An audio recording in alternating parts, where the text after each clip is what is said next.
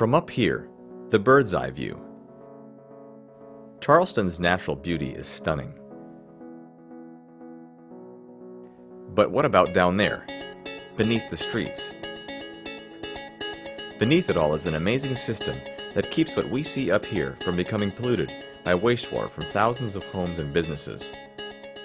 It's the complex inner workings of the wastewater collection system, a network of pipes, pumps, and tunnels that carries what goes down your drain to the wastewater treatment plant.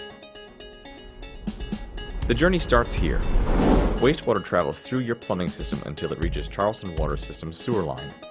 Then it flows through the sewer line by gravity to the nearest pump station. Charleston Water System has over 700 miles of sewer lines and 185 pump stations. These stations collect wastewater in neighborhoods and pump it towards the treatment plant. To reach the plant, wastewater flows into vertical shafts throughout the city that drop into a deep tunnel. This tunnel system carries wastewater under the Charleston Harbor and Wapoo Cut to the treatment plant. Charleston Water System maintains this wastewater collection system by inspecting and repairing pipes, pump stations, and tunnel shafts. Manholes provide access for removing grease and debris, and for inspecting sewer lines using robotic video cameras, smoke testing, and dye testing. These inspections help identify problems such as tree roots, grease clogs, and cracked pipes. Finding and repairing these problems helps keep stormwater and groundwater from flooding the system during heavy rains and helps control treatment costs. The collection system delivers the wastewater here to the Plum Island Wastewater Treatment Plant on the Charleston Harbor. Built in 1971, this plant treats an average of 20 million gallons of wastewater each day and is monitored 24/7 by operators.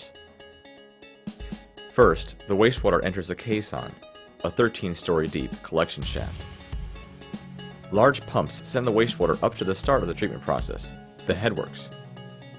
Here, rags and debris are removed using a screening process. Then the wastewater flows into basins where grit and sand sink to the bottom and are removed. The next stop is the primary clarifiers, where smaller solids settle to the bottom and fats and oils rise to the top. Both are removed. At this point in the process, primary treatment is complete. Now the wastewater is ready for a secondary treatment, a biological process that takes place in aeration basins. These basins provide an environment for microorganisms to thrive and consume organic materials in the wastewater. Diffusers on the basin floor inject air to provide oxygen for the microorganisms and help mix the wastewater. The millions of microorganisms that perform this natural treatment are called biomass. Operators and laboratory staff monitor this step carefully to make sure the right conditions are maintained for the biomass to do its job.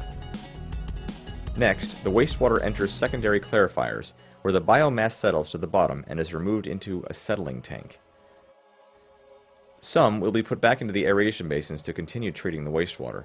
The rest goes through a process to remove excess water, and the resulting biosolids are hauled to a facility that uses this material to generate electricity. The other solids, the grit and debris removed at the beginning of the treatment process, are also dewatered, then hauled to a landfill. Now that the biomass and pollutants have been removed, the water flows into final clarifiers, where any remaining small particles settle out. Finally, the water is disinfected with a chlorine solution, and the water, now clean, is ready to be released into the Charleston Harbor. Let's take a final look at what it's like from up above.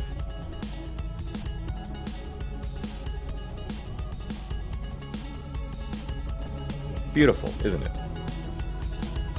The next time you admire this view from above, just remember, so much is happening down below.